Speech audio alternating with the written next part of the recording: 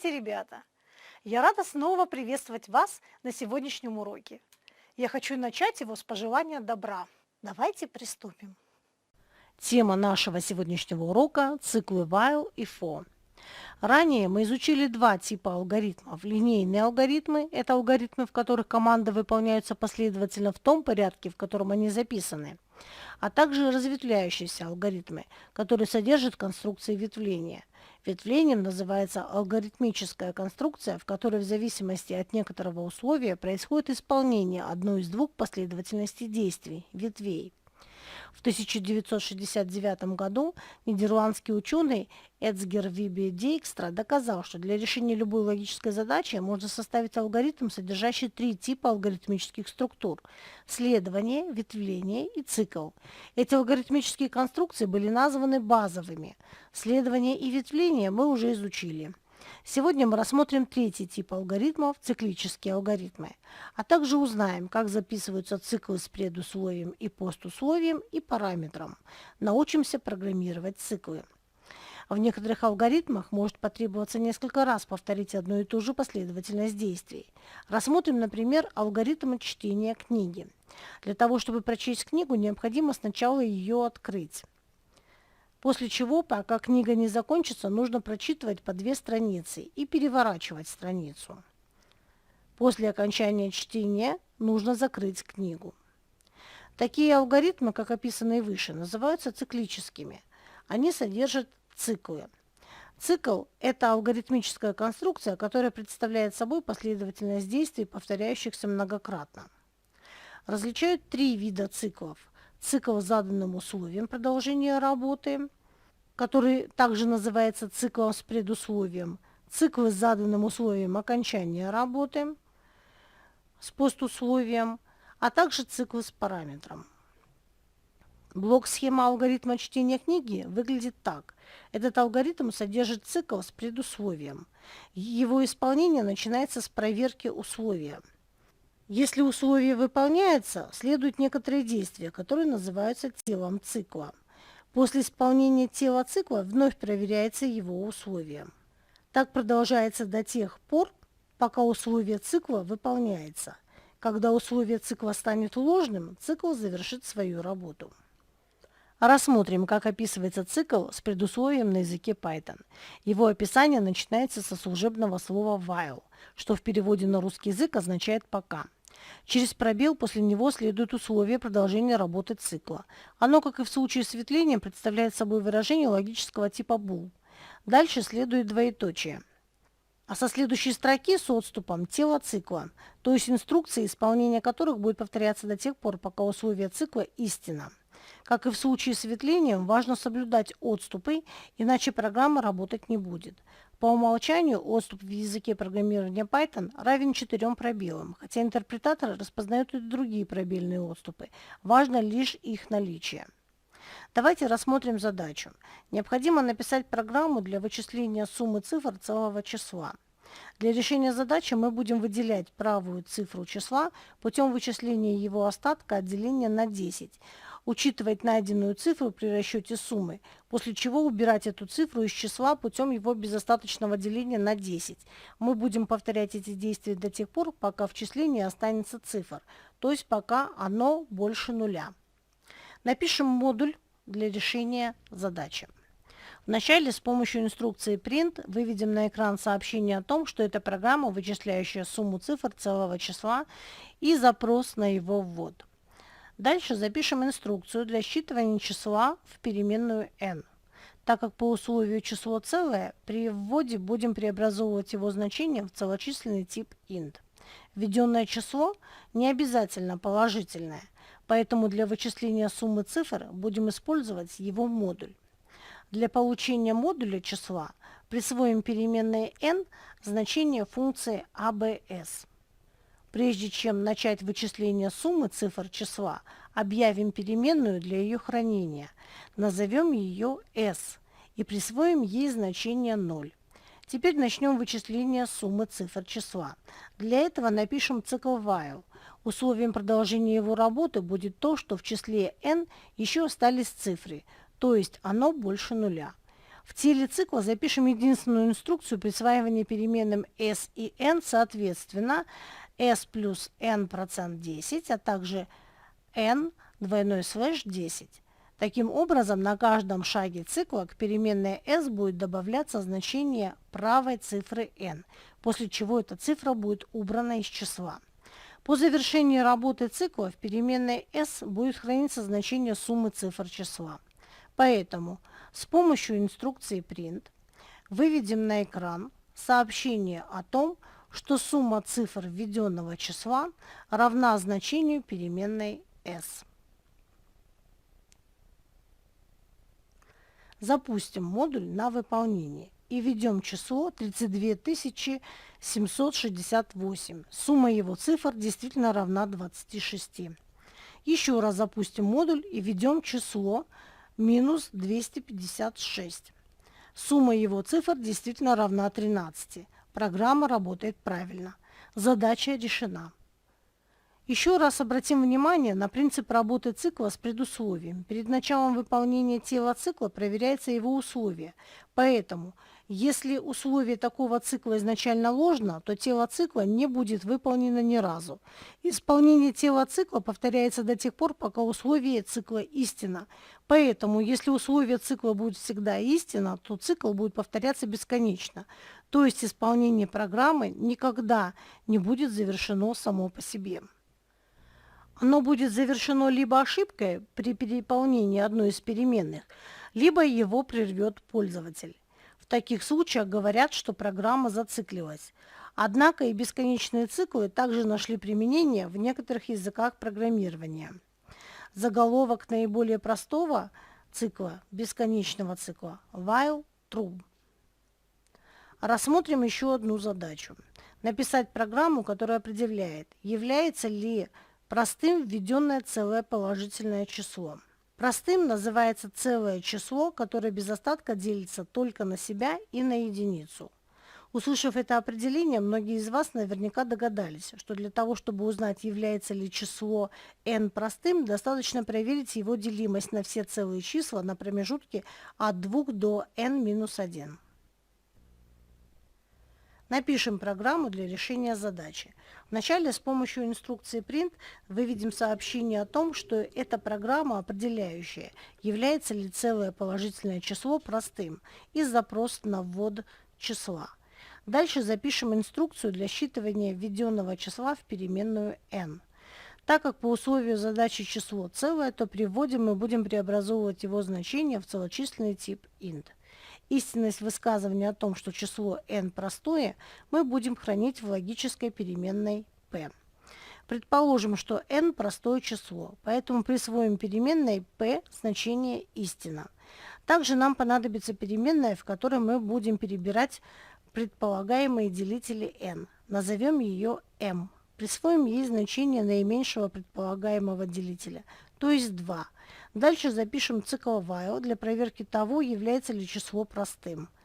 Он будет продолжать свою работу, пока значение m меньше n. В цикле запишем инструкцию ветвления с условием, что остаток от деления n на m равен нулю.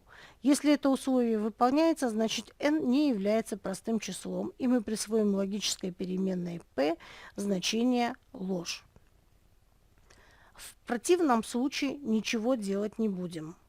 Далее, для перехода к следующему предполагаемому делителю увеличим значение m на единицу. Таким образом, по завершении работы цикла в переменной p будет храниться истинность высказывания о том, что n простое число.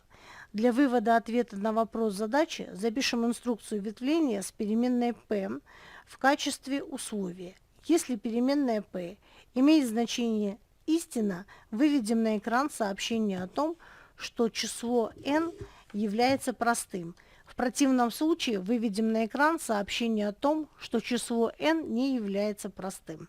Сохраним модуль и запустим его на выполнение. Введем число 6. Оно делится на 2 и на 3, поэтому не является простым. Программа вывела сообщение об этом. Снова запустим модуль и введем число 13.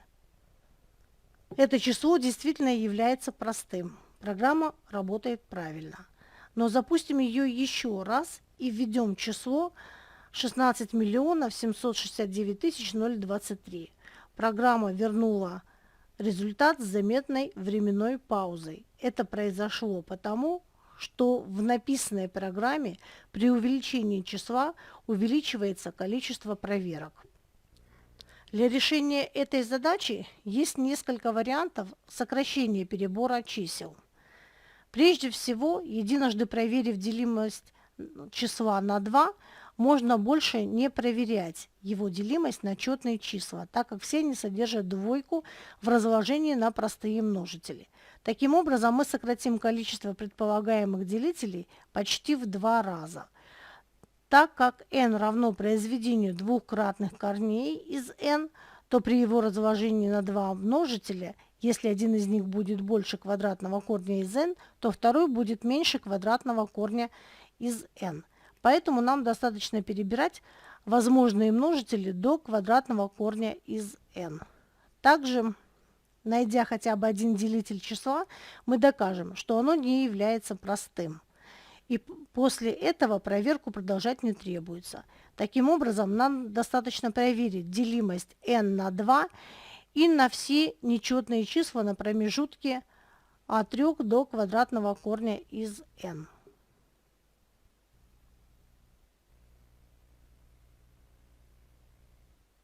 Изменим написанную программу. Вначале проверим, не делится ли n без остатка на 2 и присвоим результат этой проверки переменной p. Так как мы проверили делимость n на 2, присвоим переменной m новое начальное значение 3. В дальнейшем нам понадобится функция извлечения квадратного корня из модуля масс. Подключим этот модуль. Теперь изменим цикл проверки делимости числа n. Он будет работать, пока m меньше либо равно квадратному корню из n. Так как квадратный корень из n – вещественная функция, в ее значении может быть вычислительная ошибка, поэтому прибавим к ее значению еще единицу. Чтобы цикл завершил свою работу, как только будет доказано, что n не является простым, усложним условия цикла, соединив нынешние условия конъюнкции со значением переменной p. То есть цикл будет работать, пока значение m меньше или равно квадратному корню из n плюс 1. И в переменной p хранится значение истина. В цикле значение переменной m будет увеличивать на 2, чтобы, пропуская четное число, сразу переходить к следующему нечетному. Сохраним измененный модуль и запустим его на выполнение. Чтобы подтвердить, что модуль работает правильно, сначала введем число 4. Оно делится на 2 и поэтому не является простым. Снова запустим модуль и введем число 5. Это число действительно является простым. Теперь введем число 16 миллионов 769 тысяч 023. Программа мгновенно вывела сообщение о том, что это простое число. То есть сокращение перебора предполагаемых делителей действительно подействовало. Несложно рассчитать, что для последнего теста при изменении программы мы сократили количество проверок с 16,8 миллиона до 2000, поэтому скорость исполнения программы значительно увеличилась. Рассмотрим алгоритм для мытья посуды. Для того, чтобы помыть грязные тарелки, нужно взять губку, открыть кран с водой, помыть одну тарелку, вытереть ее, после чего проверить, не осталось ли грязных тарелок. Если это условие не выполняется, нужно снова помыть тарелку. Если же грязных тарелок не осталось, нужно закрыть кран, положить губку на место и вытереть руки. Наверняка вы обратили внимание на то, что этот алгоритм содержит цикл, но не с предусловием. Рассмотрим работу цикла, содержащегося в алгоритме. Сначала выполняется тело цикла, и только после этого проверяется его условие. А в цикле с предусловием сначала проверяется условие, и только после этого выполняется тело цикла. Этот цикл называется циклом с постусловием. Он работает до тех пор, пока его условие не выполнится. А так как его условие проверяется после исполнения тела цикла, то такой цикл в любом случае выполняется в программе хотя бы один раз. Прежде чем рассмотреть программирование цикла с постусловием, рассмотрим одну из инструкций управления циклом. Инструкцию остановки работы цикла. Она записывается единственным служебным словом break.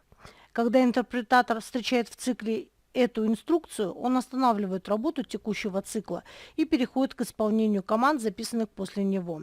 В большинстве языков программирования есть определенный оператор цикла с постусловием, но в языке Python его нет. Здесь цикл с постусловием реализуется с помощью бесконечного цикла с предусловием. Мы уже знаем, что его заголовок while true.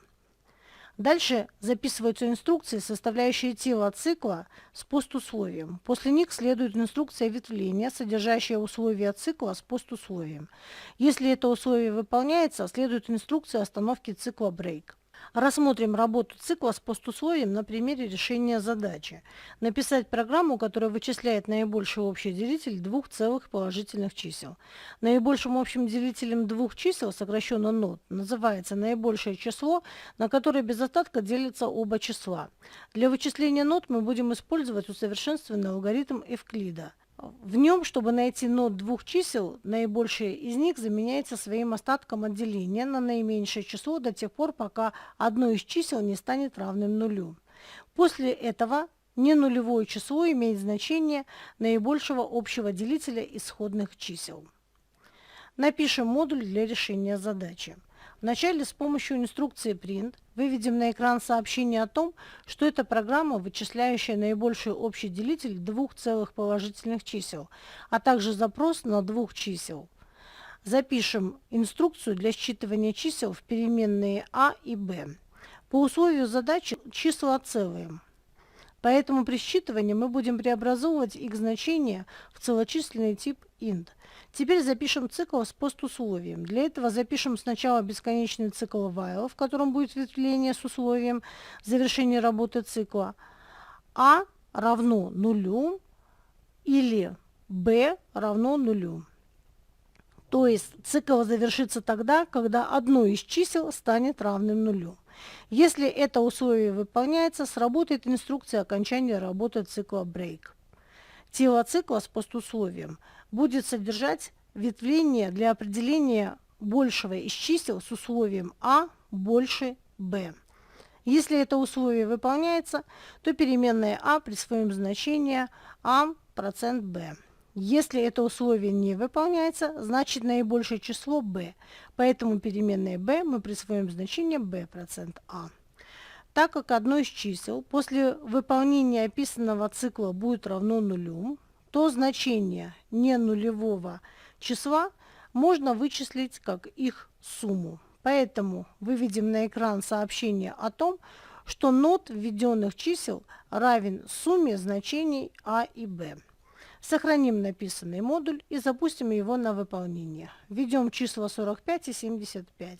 Наибольший общий делитель этих чисел действительно равен 15. Снова запустим программу и введем числа 7 и 3. И наибольший общий делитель этих чисел действительно равен единице. Программа работает правильно. Задача решена. Циклы в языке Python после основного тела могут содержать блок инструкций else. Он выполняется в том случае, когда работа цикла была завершена без помощи инструкции остановки исполнения цикла break. Помимо инструкции break, есть и другая инструкция управления циклом continue. Эта инструкция прерывает текущее исполнение тела цикла и переходит к следующему, начиная с проверки условия. Проверим работу описанных инструкций управления циклом, решив задачу. Необходимо написать программу, генерирующую случайное целое число на промежутке от а до б и предоставляющую пользователю неограниченное число попыток для того, чтобы его угадать. Если пользователю надоело угадывать, то он может ввести слово «сдаюсь», а всегда меньше либо равно b. Начнем написание модуля для решения задачи. С помощью инструкции print выведем на экран запрос на ввод числа а. Теперь напишем инструкцию для считывания а. Так как по условию задачи это целое число, то при вводе его значения мы будем преобразовывать в целочисленный тип int. Скопируем написанные инструкции и изменим их для считывания значения b. Так как функция генерации случайных чисел описаны в модуле random, подключим его. Теперь присвоим переменной n случайное число на промежутке от a до b, сгенерированное с помощью функции randint. Далее с помощью инструкции print выведем на экран сообщение о том, что загадано случайное число на промежутке от a до b и предложение его угадать. Теперь присвоим переменной s значение пустой строки. Позже именно в эту строку мы будем считывать вводимые числа. Теперь напишем цикл для угадывания значения n. Он будет работать до тех пор, пока значение строки s не станет равным значению переменной n, преобразованной в строковый тип str. Тело цикла будет начинаться со считывания значения строки s. Так как данные из клавиатуры вводятся в текстовой форме, нам не нужно их преобразовывать. Теперь запишем инструкцию ветвления с условием, что значение s равно текстовой строке «Сдаюсь». Если это условие выполняется, завершим исполнение цикла с помощью инструкции break. Далее запишем блок elif с условием, что значение s равно значению n, преобразованному в строковый тип str. Если это условие выполняется, вернемся в начало цикла с помощью инструкции continue. После этого ветвления запишем инструкцию print, которая выводит на экран сообщение о том, что пользователь не угадал число и предложение попробовать еще раз. Дальше напишем блок else для цикла и в нем инструкцию print, выводящую сообщение о том, что пользователь угадал. Сохраним написанный модуль. Протестируем программу, которую мы написали. Введем промежуток от 1 до 3, теперь зададим значение единица. Программа вывела сообщение о том, что мы не угадали, и предложение попробовать еще раз. Попробуем ввести 2. Программа снова предлагает попробовать еще раз. И, наконец, введем 3. На этот раз программа вывела сообщение о том, что мы угадали. Снова запустим программу и введем промежуток от 1 до 100. Угадывание числа на таком промежутке займет много времени, поэтому сразу введем слово «Сдаюсь». Как видим, программа завершила свою работу. Программа работает правильно. Задача решена. Обратим внимание на то, что принцип работы программы, которую мы написали для решения задачи, не очевиден. Однако хороший код должен быть понятен не только человеку, который его написал, но и другим людям, знакомым с языком программирования. Наш код не очевиден отчасти потому, что использование инструкции управления циклом немного затрудняет его читаемость. Именно поэтому использовать инструкции управления циклом следует весьма аккуратно. Например, в нашей программе можно очень просто избавиться от инструкции continue, а также от блока else в цикле, переписав ветвление так, чтобы оно, когда условие в блоке elif выполняется, выводило на экран сообщение о том, что пользователь угадал. А в том случае, когда никакое из условий не выполняется, выведем на экран сообщение о том, что пользователь не угадал. Таким образом, принцип работы кода стал очевиднее. При этом программа все еще работает правильно. Убедимся в этом. Сохраним написанный модуль и запустим его на выполнение. Введем промежуток от 1 до 100. Предпримем пару безуспешных попыток угадать число, после чего запишем слово «Сдаюсь». Программа завершила свою работу. Снова запустим модуль и введем промежуток от 1 до 1. Введем 1. Программа вывела сообщение о том, что мы угадали. Таким образом, мы убедились в правильности работы программы. Сегодня на уроке мы с вами рассмотрели третий тип алгоритмов – циклические алгоритмы. Узнали, как записываются циклы с предусловием, постусловием и параметром. И научились программировать циклы. На этом наш сегодняшний урок подошел к концу. Надеюсь, он вам понравился. До свидания, до новых встреч!